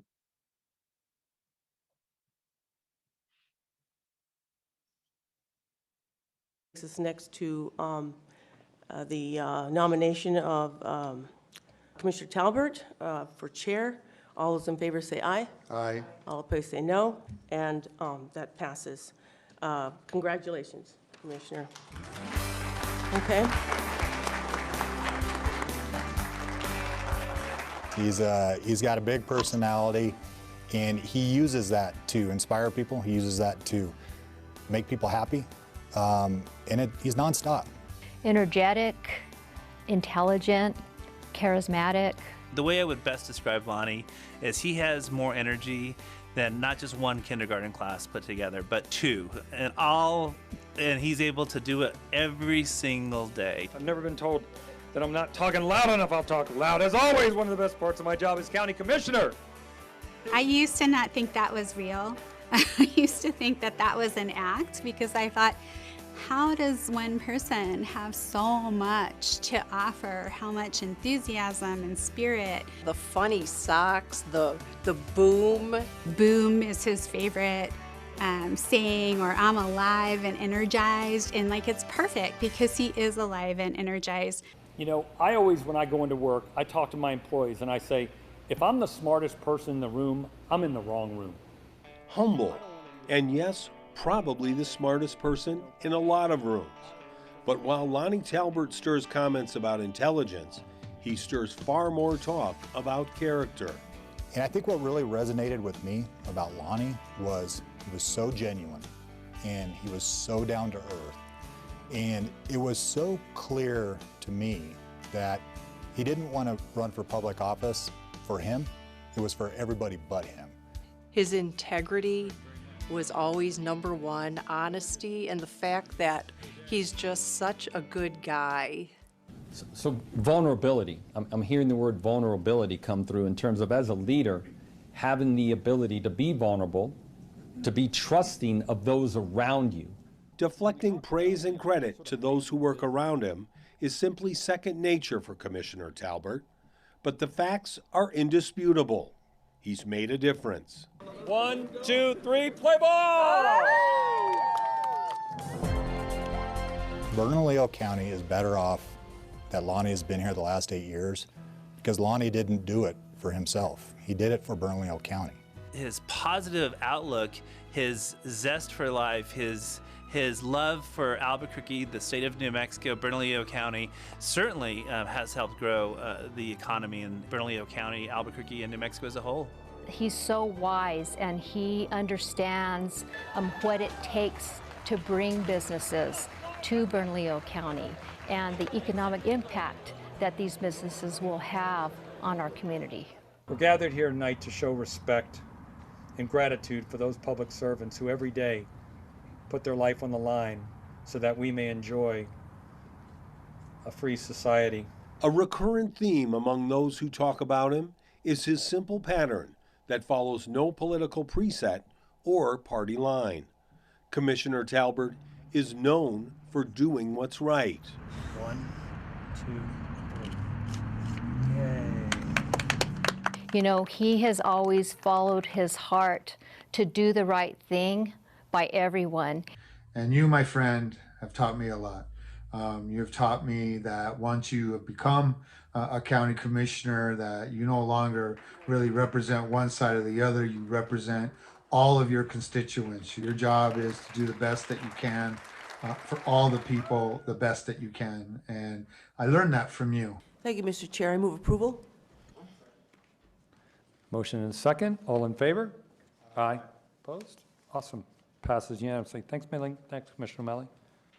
That he's been able to put politics aside for the good of the county. I think bringing people together to work on things and just get stuff done has been so important this year. What mattered is how is this going to impact actually people on the ground, and how is this going to best support them in achieving their goals and the county's goals. So I'm a big believer that the more in the law of abundance, there is enough for everyone to go around. We've got to let them know what we have to go around. We've got to invite them to take part in what we have to go around. And then we have to share what we've all seen happen. Lonnie does it a lot like a duck. Very calm on the surface, but underneath there he's kicking hard, working to connect the right business, the right entity, the right organization with another business entity or organization so that they both succeed. In these kind of situations where life and death is on the line, our firemen and women get a call, seconds matter. And so to save 45 seconds going westbound, 21 seconds going eastbound, that's an eternity when you're thinking about life and death. The positive force for getting things done the county needs is just one of the topics of Talbert Talk. His friends are quick to point out not just that he has character, but that he is a character. Mr. Chair, just briefly, I've been advised that the New Mexico Senate has just reported Bill number 5 out favorably. So it has the Senate's approval. Sounds like they knew that we were going to approve this, so they just went ahead and did it. I love that. Bernalillo County has power. Good job. He was one of my best mentors. Even when he was going to vote against me, he would lean in and tell me, I'm not going to vote for this, but this is how you should get your voice across and make your point. I'm going to miss those daily 7:30 a.m. calls when I pick up the phone and he says, "Hey, Julie B, it's LT. How are you doing? I'm just calling because I care about you and because I want to know how you're doing." He doesn't need anything from me. He's not calling to talk about business. He's not calling to talk about anything other than, are you doing okay and how is your family doing?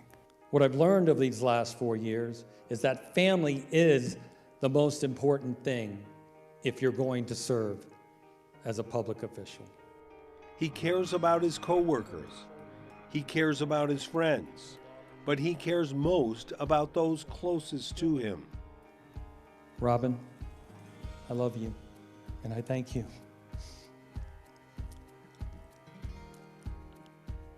To have your daughter sing the national anthem that you're swearing in,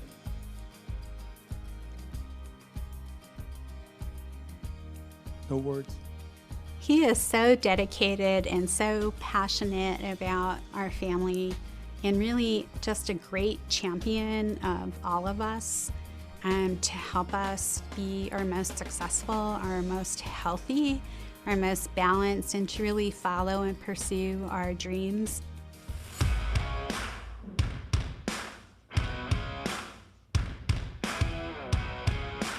It's no secret Commissioner Talbert also cares about clothes. Nobody, Lonnie, wears a plaid three-piece suit with a bow tie quite like you do. You really bring about a special, it's beyond GQ. It's the Talbert style. I asked him if he shopped on Garanimals, because everything always matched. I think it goes Robin, and then county commissioner and work, and then I think his ensemble is right below that as far as the amount of time he puts into this. Harrington says it's all his fault. He once told the commissioner he didn't have to dress like an old conservative banker. Yeah, he actually blames it on me, to be honest with you. And Robin has actually tried to shake me down to help pay for some of the bills that Lonnie has created with his wardrobe. And if there's any trait that draws more attention to the commissioner than attire, it's the boom. He is known for the boom, and he loves the boom. Any text I get, regardless if it's at 5 o'clock in the morning or 10 o'clock at night, it ends with the boom. I don't know what else to say about that. You have to experience Lonnie to know what that boom feels like. The messages friends want to share with him might not carry a boom, but they do carry heart. Always call me if there's things that you have concerns about. I always want to hear your opinion, and I always want to hear your advice. With that being said, my friend, it's been a pleasure. It's been an honor. We'll see you soon. There's a saying in politics that there's no permanent enemies and no permanent friends. And I sure hope there's no permanent enemies, but I do really hope that Lonnie and I will be permanent friends. I want to thank you, Commissioner Talbert, for your amazing leadership, for getting us through this very, very tough and challenging time. We're really going to miss you, LT. Take care. Can't wait to see what you're going to do in the future. Hey, Lonnie, I love you, man. Thank you for what you've done. You are an amazing friend. You are an amazing county commissioner, and you make this community better. You and Robin are great friends to Rebecca and I, and we appreciate you guys, and boom. I just want you to know how amazingly proud I am of you and how much I love and adore you and how much our family loves and adores you. And so many things that you've stood up for, including common sense public safety laws and really understanding the plight of people who came to this country for a better life. I was having lunch with someone today, and we were talking about it tends to be that negative narrative, and we've got to switch that. We've got to switch that to this positive of what's happening today. After 8 years on the county commission, there is little doubt Lonnie Talbert will go out with a boom. We're at the end. Wow, that went fast. Okay. Thank you all very much. Meeting adjourned. Boom. Boom. Boom. Boom. Boom. Be counted. Get it done. Boom.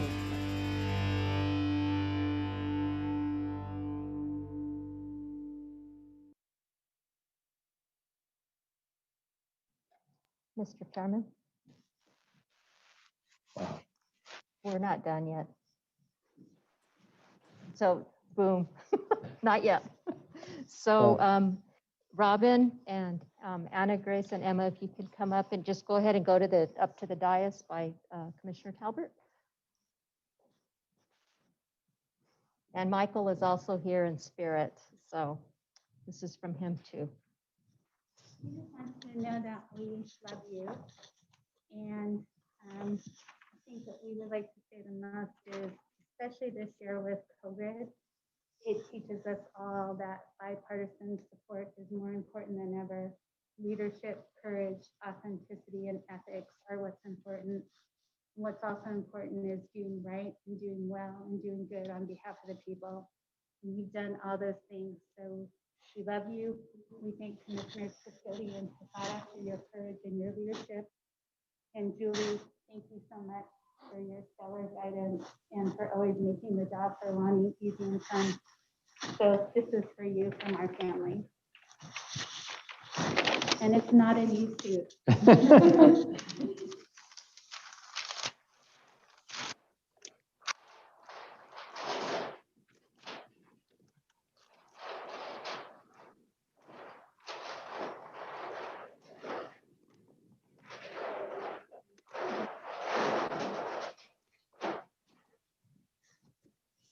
Oh my God.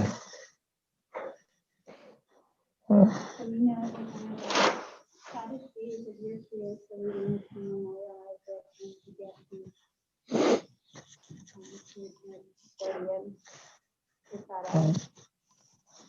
their effort. So we love you. Oh my God. This is beautiful. Wow.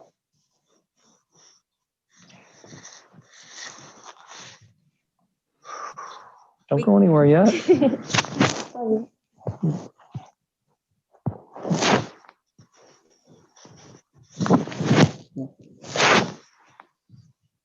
Love you. Thank you. Jesus, this is amazing. No, I know. We couldn't see it. What was it? What? What Oh, was it? We couldn't see it.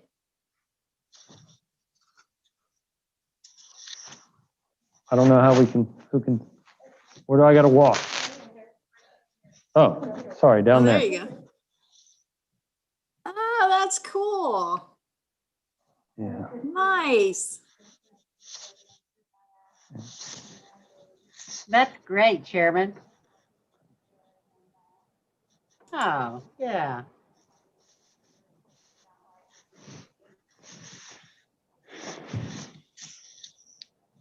Well, what a night. I have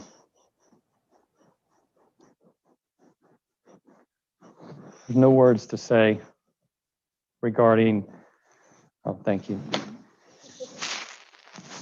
The honor it's been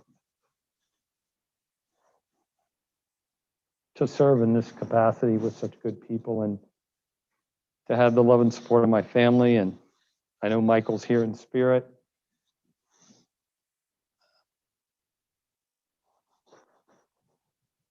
It's just unfathomable, the amount of support. And to see your 8 years memorialized in a video like that is just, will stay with me forever. And I appreciate everyone who's been a part of it. And to you, Julie, yeah, we're going to stay friends. To you, Commissioner Pascotti, we're going to stay friends. Commissioner Casada, Mei Ling, Kenny, Julianne, Enrico, Shirley, Margarita, go down the line. People come into your life at the right time for the right reasons. And this has helped me. It's made me a better person. And I hope I can keep that up for the rest of my time. Thank you all very much. What a night. I love you. Boom. Even with a mask on. Boom.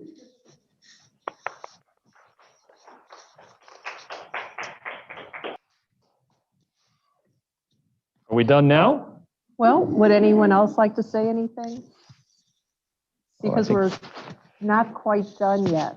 Oh, come on. That's enough. You're embarrassing me now. Jesus. I would just like to point out, Commissioner Piscotti, that a lot of the video footage is from economic development activities. So my whole purpose in life was to make you look good, Commissioner Talbert. And Well, Commissioner Talbert, yes. say on behalf of all the men and women that are proudly serving outside right now 24/7, we thank you from the bottom of our hearts for the inspiration that you've been for every one of us and the rock that you've been for all of public safety and for me and the mentorship that you've provided to me. Love you, my friend. Boom. Thank you, Greg. It's been amazing to be able to pick up the phone and call you and know that you're out there making sure. And I don't know if you guys saw, but recent testing, Chief Perez was out there himself helping conduct COVID tests. Not afraid, not concerned, was willing to help and support and taking the precautions necessary. Thank you, Greg, very much. And Mei Ling, thank you. Commissioner, SEAL Team 6 is looking for you, Mei Ling. Yes, who is that talking? I can't see. Who's that? Commissioner, Shirley. I'm going to tell you that when we came here to Bernalillo County about the same time 8 years ago, and it was some tough times, and I had to bring some really tough decisions and budget cuts, and you believed in me and you trusted me to do the right things for Bernalillo County. And I can't tell you how much that means to me. And I will be your friend. I'm going to come looking for you, and boom, back at you. You hang in there and you be blessed. Thank you, Shirley. It's been amazing to know that whenever there were financial things we needed to discuss, that you were always front and center, and how you've built your department with all the national awards. And the bottom line for everyone to understand is our bond rating is the best in the state of New Mexico because of Shirley and her team and what they do. It's amazing to me. Thank you, Shirley. So Commissioner, I want to say, 8 years that I've known you, and you have been, what your wife said, a man of integrity, ethics, and thank you so much for always supporting all of our efforts and all of our initiatives, and always trusting in us and trusting in staff that we're going to do the right thing. So from the bottom of my heart, I'm going to miss you, and thank you so much for your support the 8 years that you've been our county commissioner. I'm going to miss you. Thank you, Lisa. I have to say, 8 years ago when we started the indigent burial program, that drew national attention. I mean, that was Lisa and her team that put that together, that said, you know what, we need to make sure that we are respectfully taking care of those in our community who left this earth with no family, no friends, no one around them to say goodbye. And it's amazing, and that carries on, and I appreciate you for that. And the thing I'll always remember with Lisa, at least most recently, was a couple Zoom calls prior to this. Her dogs started barking, and I can appreciate that so much because that is how it is in our household when we try to get on a Zoom call. So it won't be forgotten, and neither will your friendship. Thank you, Lisa. Boom. Boom. Chairman Talbert? Yes, Madam Clerk. How are you, sir? I'm living the wanna dream. For your total support in this really hard election we had. We had so many trials and errors thrown at us, and you always had our back. You were always there to support us. And I cannot thank you, Lonnie, for your friendship, your belief, and how hard you stood with us. So boom, have fun. Thank you, Madam Clerk. It's been an honor to serve with you. And, there are very few people that smile as much as me, but you're one of them. And I love it. And I love your genuineness. And, when you reached out to me during the election and asked my opinion on something, you cut right to the chase. And I love that. And we actually took care of that business that we needed to. So thank you so much. It's an honor to serve with you. We'll stay friends, Lonnie, for life. Yes, ma'am. Thank you. Commissioner Talbert, thank you so much for supporting our department, but also the small businesses in our community are ever so thankful for yours and all the commissioners' support through this time. And thank you, Commissioner Colley, as well, for your support stepping in and wanting to jump right into economic development and making things happen. So boom, and here's to 2021. So thank you. Well, thank you, Marcos, for you stepping in when Mei Ling was doing her top secret force recon, when she was out in the field working with SEAL Team 6. You stepped right in and were able to really not miss a beat in supporting her. And what you and your wife do with Keshet Dance Studio is phenomenal. And for you to run for public office, following in the footsteps of your father, who most recently, I think, got one of the top posts with the Senate.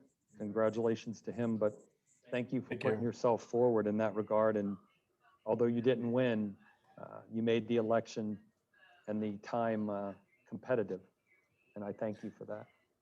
Thank you, and thank you for your continued support. Mr. Chair, this is Ken. I have to say a few things. First, Commissioner Colley, I watched you come in and start drinking from a fire hose with all the information that flows to the county. and a very adroitly and an amazing record time go from just learning to actually leading. And the list of things that you accomplished were amazing, and the wisdom you brought to that and the gentleness was just amazing. I wouldn't be a good attorney if I didn't negotiate my deals with the chair up front. So I made him commit to me that we continue our breakfasts and lunches that we do. I didn't know Commissioner Talbert, although you feel like you've been my friend for life. Like we've always known each other. We have a mutual friend, and I said, I don't really know Lonnie Talbert. He said, well, let's have coffee with him. And we went there, and it was immediate, right? You just immediately know if there's someone you're comfortable with, and you know you're just going to be friends with them for life.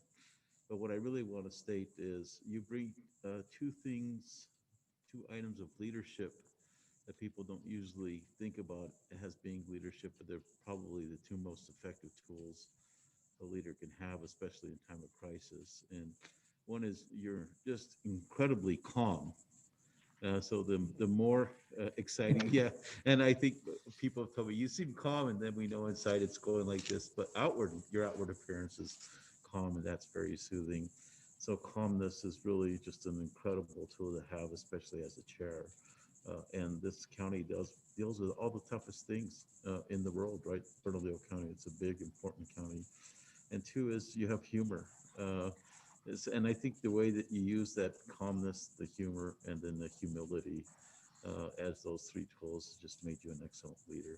And sometimes I'm sitting there thinking, am I going to send him a note? What are we going to do now? And then I just watch you just slide right into it with calmness, humility, and humor. It's been fun to watch. Thank you, Kenny. It's been great to be able to work with you, and for someone who's been engaged in our state for so many years, and the wisdom that you brought to the table in terms of helping the county, but also just helping me as well, being a sounding board periodically and back and forth, and it's meant a lot. And I look forward to our continuing breakfast or lunch or whatever we can do. During that video, it was so amazing to see all of those events that we all went to and that we are a part of. And I really hope someday we can get back to that. It may be different. It may look different, but that ability to truly interact and fellowship with people and look them in the eye is something that we as humans need often. And so I'm just glad that, over this last year that all of us that have been working together have been able to do it in a way that hopefully we go home at night feeling proud about and feeling safe about, never taking chances. And that's meant a lot. And so I know we'll stay in touch, Kenny. I do want to say also to our newest Deputy County Manager, Elias Archuleta, I apologize in terms of the first missing you. Wasn't on purpose at all. I was just looking at the pictures across the top of my screen. And so anyway, thank you to you and best of luck. And thanks for how you've helped me over time. I'll remember our meetings of you coming down to my office. For those of you that know, when I work at the bank, once I felt comfortable in my position, I would hold my meetings there. And it was never at a loss for any of the county employees to come down and see me, because they got to get out of the office and come down onto Central. And thank you, Elias, very much. You're welcome. No, thanks for just always having that common sense, just to the point decision making. It made our lives easier. As engineers, we don't like to talk, but you always saw that Roger liked to bring an entourage. So so we really tried to keep it short to the point, but you always had our back when we thought about what we did and did the right thing. And we always got caught in a lot of odd little positions between what we could do, what the public wanted to do. But so long as we did what was right, it was an easy decision for all of us to make with you. So I appreciate that. And I just thank you for just being there to support us. And personally, thank you for being my commissioner for 8 years. I was proud to have you there just because you were that voice of reason so many times. So thank you. Good luck. Thank you. Boom. Good luck to you. Boom. So, Commissioner Colley, I just wanted to say thank you. Thank you for listening, and thank you for supporting all of the initiatives that that myself and my division have worked on. You're an amazing person, and when you came and you performed the eulogy at the last ceremony, the words that kind of come out of your mouth are just amazing and so comforting. So thank you so much for your support. I think that you are an amazing commissioner, and thank you. It was a pleasure to meet you and to work with you. Thank you, Lisa. Well, thank you all very much. I'm at a loss, and heck, it's 7 o'clock. We got to be done with this meeting. This is not going to be a record. That's for dang sure. That's gone. I thought I could go out with another Mr. one. Chair, Yes.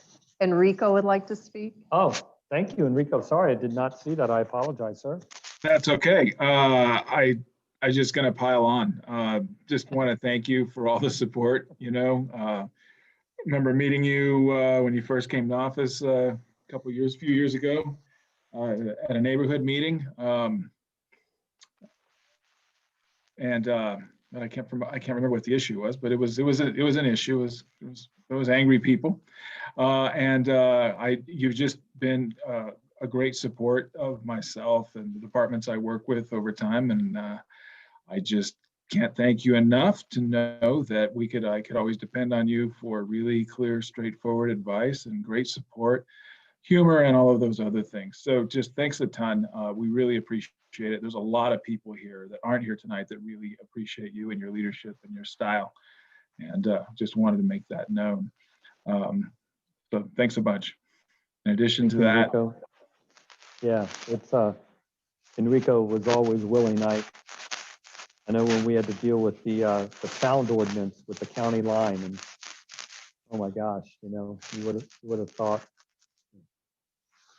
But thank you for being consistent on that. And I think it's helped the county in general in a number of different reasons now. So appreciate that. Madam County Manager, I know wanted to say something. Commissioner Piscotti.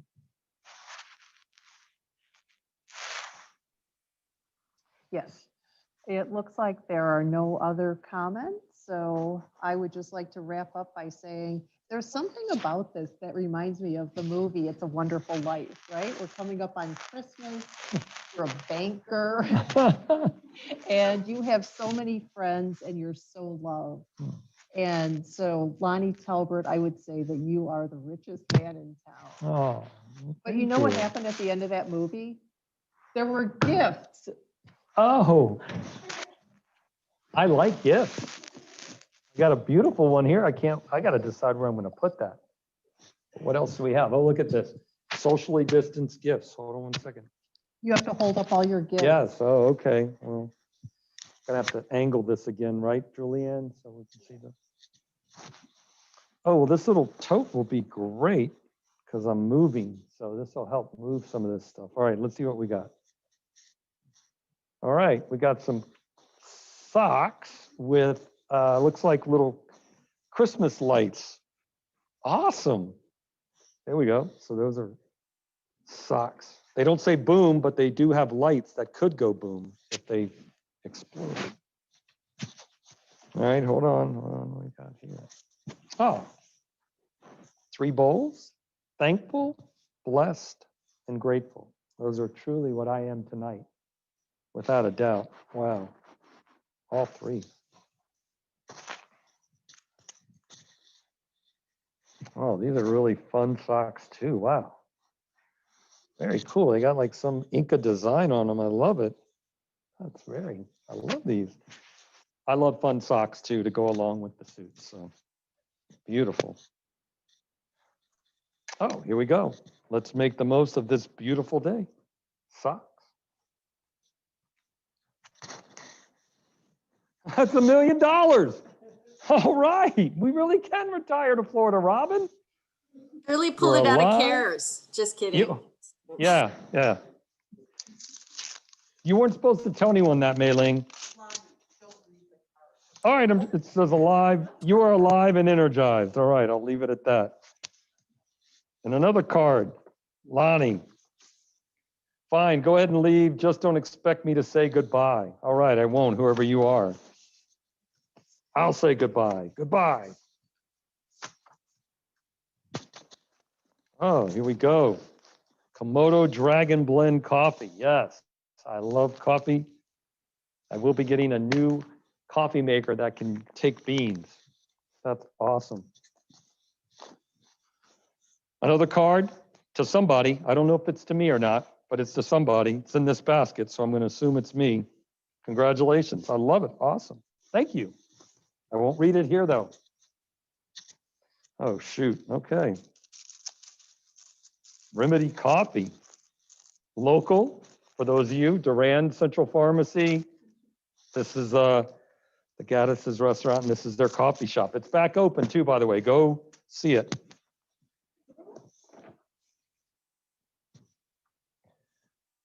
Okay.